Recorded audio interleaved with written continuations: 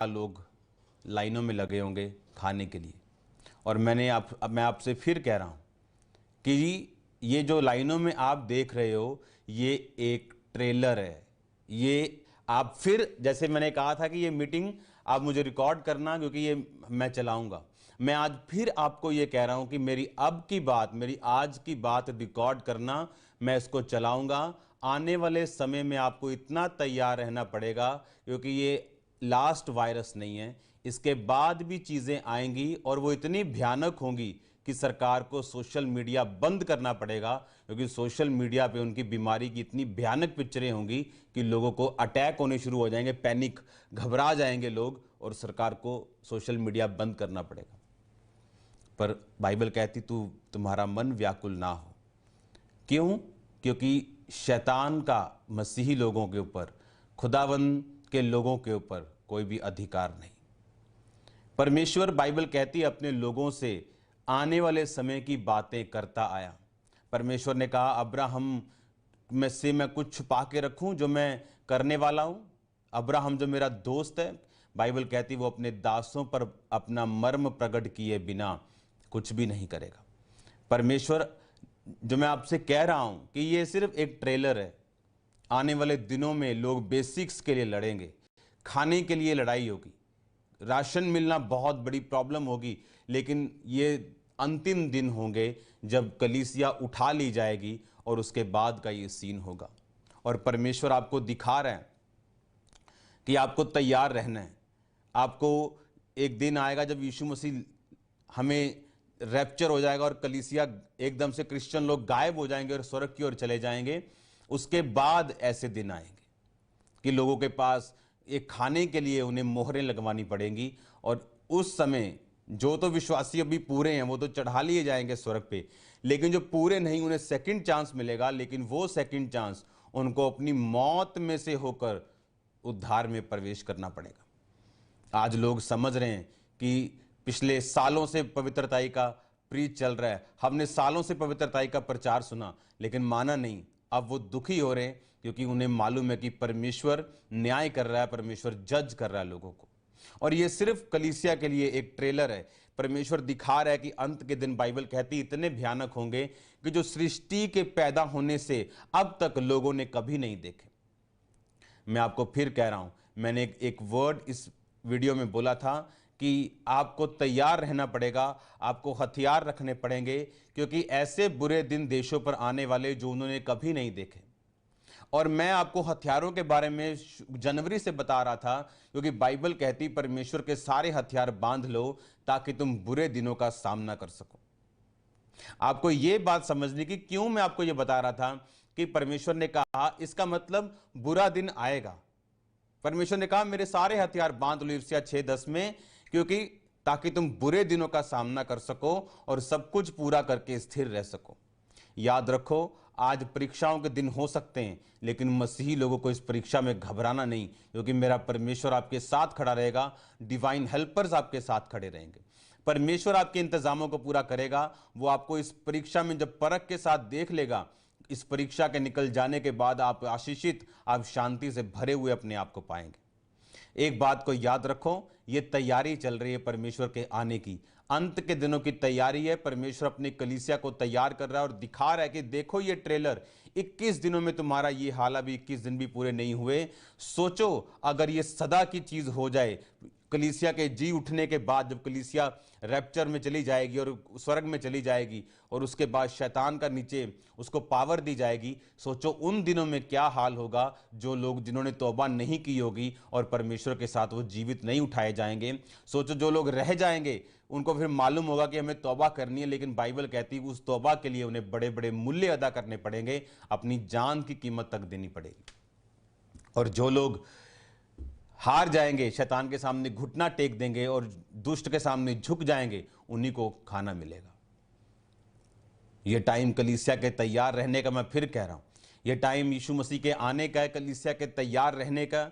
और मैं कह रहा हूं फिर आपसे कि आपको, जब अगर आप तैयार हो तो आप किसी वायरस से डरोगे नहीं, क्योंकि यह आपको नरक में नहीं भेज सकता। और बाइबल कहती, अपनी समझ का सहारा ना लेना, वरन संपूर्ण मन से यहोवा पर भरोसा रखना, उसी को स्मरण करके सब काम करना, वो तेरे लिए सीधा मार्ग निकालेगा। अपनी दृष्टि में बुद्धिमान ना होना, यहोवा का भय मानना, बुराई से अलग रहना, इस कारण तेरा तेरा शरीर भला चंगा और तेरी हड्डियां पुष्ट रहेंगी। अपनी दृष्टि में बुद्धिमान मत होना, यहोवा का डर रखना, बुराई से अलग रहना, तेरा शरीर भला चंगा और तेरी हड्डियां पुष्ट रहेंगी। यह वचन आपके लिए हथियार है, यह वचन आपके लिए दवाई है, यह वचन आपको सुरक्षित रखेगा यीशु मसीह के नाम में।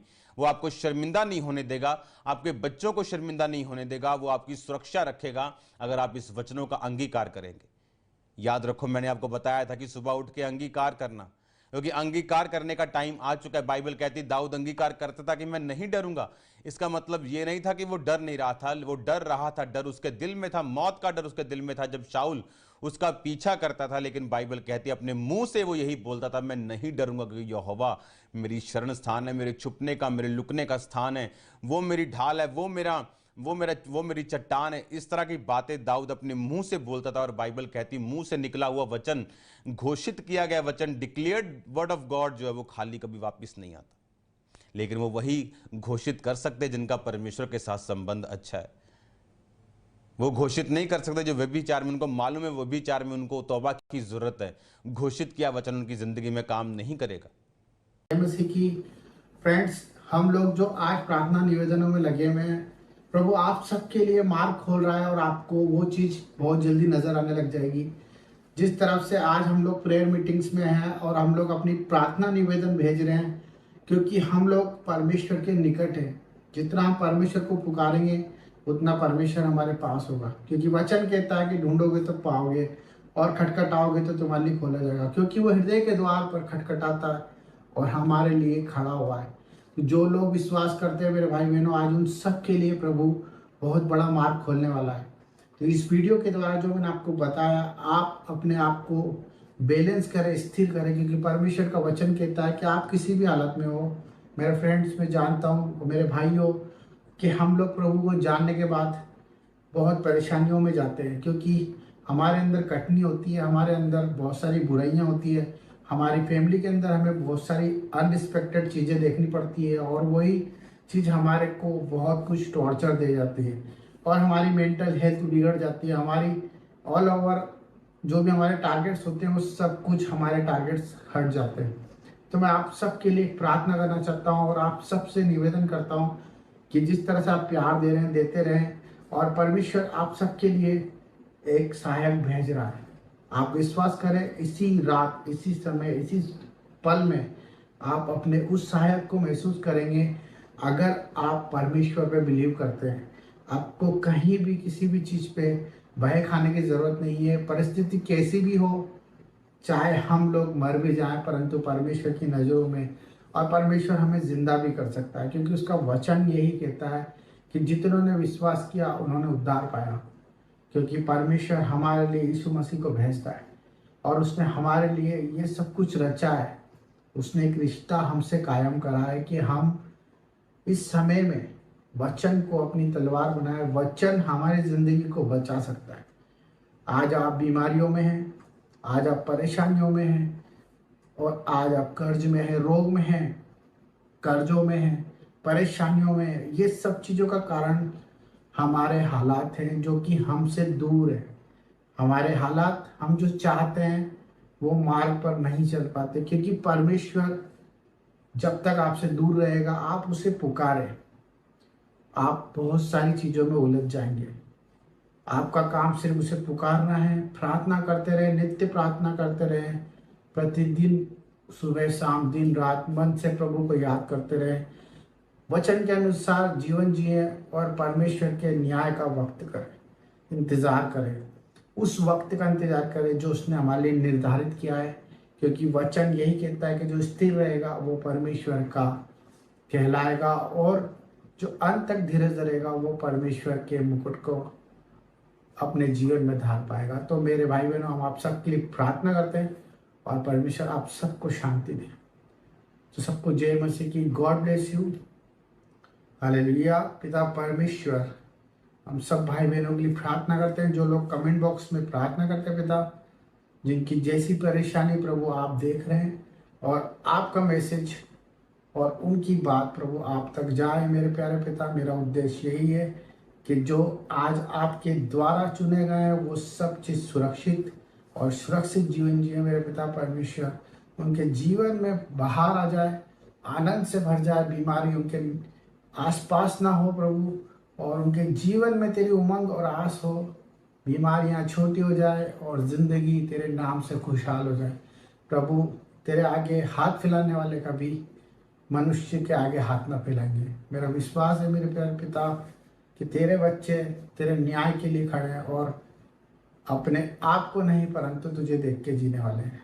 सबको जय मसीह की और सबके लिए आशीषित हो प्रभु यीशु के नाम में, आमीन। तो God bless you all of you. ये आपके लिए एक मैसेज था। परमेश्वर आप सबको शांति दे।